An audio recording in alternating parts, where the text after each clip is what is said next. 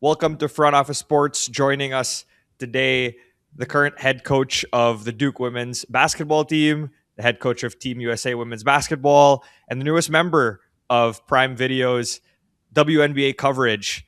Please welcome Kara Lawson. Kara, how are you doing? I'm doing great, Colin. Thanks for having me on. Thanks for joining us. It's a fun moment for me. I used to watch you a lot, listen to you a lot as a Wizards analyst, and now you've obviously done so much more than that. But you're back on. You're back doing game analyst, being a game analyst. What made you decide to be like, okay, let me join Amazon Prime's Prime Videos coverage this year? Yeah, the genesis of it for me was, obviously last September I was named the head coach of the U.S. Women's National Team, and upon taking on, that appointment, I knew that as I was planning my year in 2026, a year that will culminate with the World Cup in Berlin, Germany. I wanted to make sure that I was present at WNBA games this summer. Obviously, I'm the coach of the national team, but I'm a college coach, not a WNBA coach. So I'm not with them for a big chunk of the year, 4 to 5 months before the competition. And I think it's really important that you're present, that they see me in person watching them play as we're trying to evaluate who's in the best form as Sue, decides who's going to be on the team. And in knowing that I was going to be doing that, obviously with the background that I have, 16 years in broadcasting and broadcasting, at every level, just made sense. If I'm going to be there watching anyway, the games, why not talk about them? And so, yeah, obviously it's something I'm looking forward to. I'm excited about to add my perspective, which I think is a unique one to the telecast.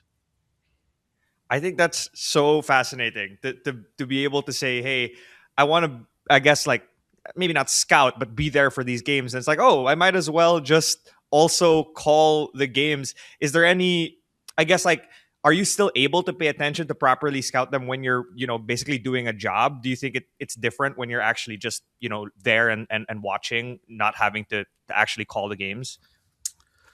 I actually think I'm better equipped to call games as a coach than the average broadcaster because of the detail that I see the game with and how you prepare, and then obviously my fluency with not just the league but the coaches that are in it. I've worked with a lot of these coaches directly. I was obviously on Cheryl Reeve's staff. For the last Olympics, Kurt Miller, the president of Wings, was one of our scout coaches.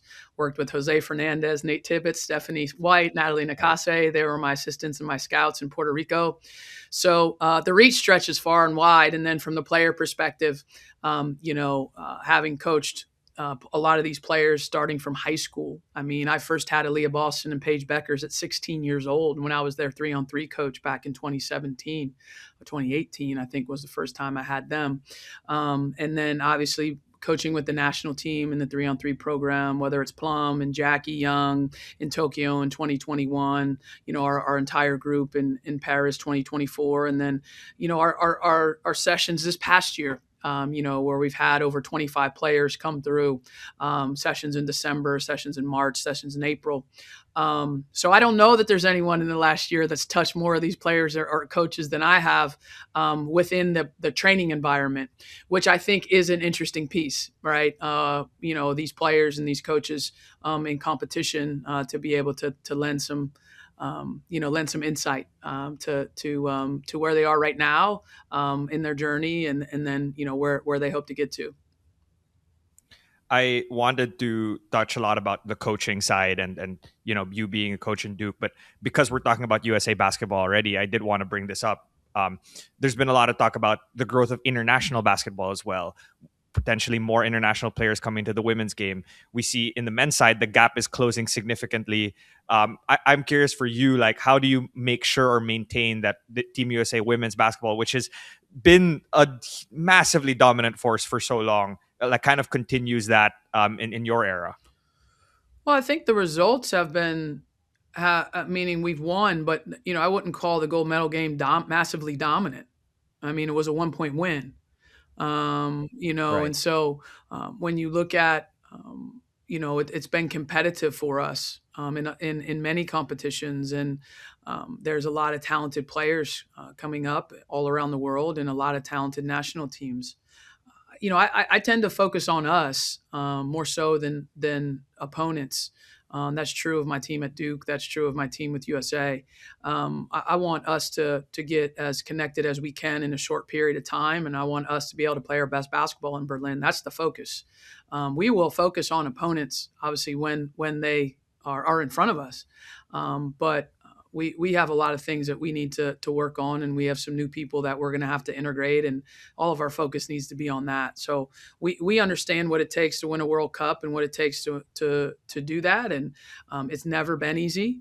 And it's going to take our full attention, and that's what we're focused on. Not thinking about the Olympics right now. We're focused on Berlin and in the fall, and hopefully all of our players can stay healthy through the WNBA season. That's more of the thing you think about now as a coach. Hopefully everyone can stay healthy, and we can be at full capacity in September.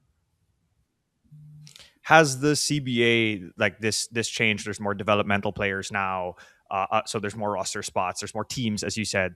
Does that change kind of the pipeline of the college basketball game into the W game in any way? Does the fact that there's more teams? More teams, more roster spots in general. As you as a college coach, does that change it in any way how players could be developed or perceived to be in terms of making their way to the professional ranks? I don't know that changes the pipeline at all. I think the thing that probably changes it the most is the investment with the new CBA. We're seeing even more international players come over to play because the salaries are higher. International players that maybe would have stayed in Europe and just played in European basketball or Asian basketball because the salaries were lower over here.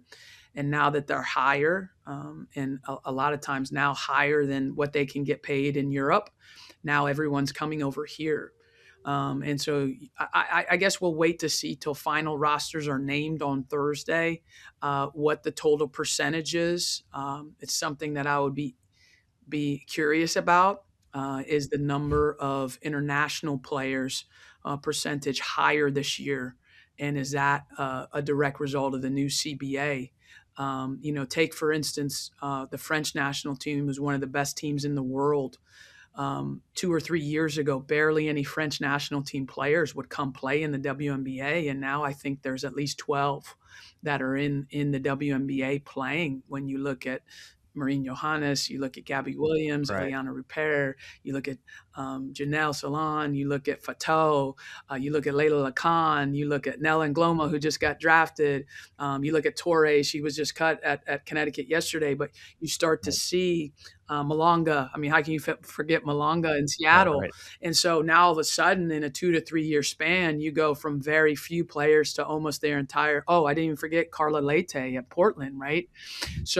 So I think that's going to continue. Even the Belgian national team, one of the best national teams in the world, right? It was Emma Meesman for so long, and that was it of the Belgian national team. And then we saw a little Van Loo, and we saw a little Aliman, but now Delaire is over. Yeah. Linskins came last Mhm. year, and so you're starting to see that. So I think it's opened up to now truly become the world's best league, where players from all of the top players from all of the countries will take a look at it, now, whereas before the money was less or the money was even. I think, we all have to make decisions in life, and if the money's even, you're probably going to stay home. If the money's less, leaving home, you're going to make less, you're definitely staying home. Right. Right? It's Right. got to be more and significantly more. So I think the growth in the spots in the pipeline is actually going to maybe be a little bit stronger on the international side in the next few years with the new CBA than it is going to be the college pipeline. That's a perfect way to answer it. Really appreciate you giving that perspective. Moving a little bit to the college pipeline, you have been a coach for quite a while with Duke and have been someone that's achieved a lot of success with the team in the NIL era. Um, I'm fascinated, and the transfer portal era.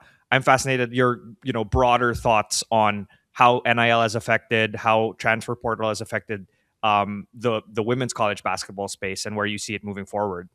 Well, it's hard to say where I see it moving forward because it changes every year. Everything's different. So if I could predict that, I mean, I probably, you know, would be doing even better at Duke than I'm doing now. Nobody can predict it. It changes all the time. We have no idea. It's like getting a brand new CBA every year, and then having to read it really fast, and then figure out how you want to proceed strategically. So it's very uneven in terms of predicting what roster can be, or what the rules are going to be from a compensation standpoint. So all of it is not anything that you can just push all your chips into the center and say this is going to be what we're going to follow the next few years. It's difficult, but we're all in the same boat. So it's not like there's an advantage, disadvantage. All the colleges and coaches are in the same boat. And so you just adjust and you try to be as smart as you can strategically with your team, and find players that fit who you are and what you do. And then, try to develop them the best that you can. And so that's the approach we've taken at Duke. We haven't been a huge transfer portal team in the sense that getting like wholesale starting lineups from the portal or being in there a ton. I mean, I think we'll have 2 players total on a roster of 14 next year that came to us via the portal. Everybody else was signed and developed out of high school. That's an anomaly. That's not normal for most rosters. Some are like that, but the majority are going to have a higher percentage of the transfer portal than, I guess, what is that, like 14% of our roster. That's the portal. And then those 2 players that we got from the portal came after their freshman year. So they were 1 year somewhere else, and then came after their freshman year. So everyone has to do what's different. I'm not saying that that's a better way to do it than someone that changes their entire starting 5 every year. I think you have to figure out strategically what works best for you and your institution, and then you have to figure out what philosophically you want to follow, and then go from there. So that works for us at Duke. That's what we recruit to, trying to have the continuity of the roster year in and year out in an era where it's super hard to have continuity. Yeah, I wanted to touch on that really quickly. Like, how are you able to convince your players to not, or to stay? What are you preaching to them to be able to kind of achieve that continuity? I don't know that it's anything I say to them that moves them. To be honest, I think it's just about creating an environment where they're improving, they're developing. We're winning. We're continuing to trend in the direction that we want to be, which is one of the best programs in the country. We play challenging schedule, and I think that appeals to top players. And the how we've built our program, and the different things we've invested in, and the resources that they have when they're a part of Duke basketball. And then I think the institution itself is a part of it as well. I mean, it's a top 10 academic institution. Duke is synonymous with basketball, and what it's like to be on campus and play in Cameron. So I think there's a lot of factors, but yeah, I don't think it's something special in a pitch that I say, or something special in the way that I coach them. I think it's just being honest in your development, and in your assessment of them, and then working like crazy to try to help them improve as players and people. Gotcha. Well, thank you so much, Kara. I really appreciate it. It was great to speak to you. I hope to be able to see you on the road now. I'm so fascinated to learn that part of why you came back is to be around the players. So I really hope to be able to see you on the road. And thank you for joining us at Front Office All Sports. right. Thanks, Colin.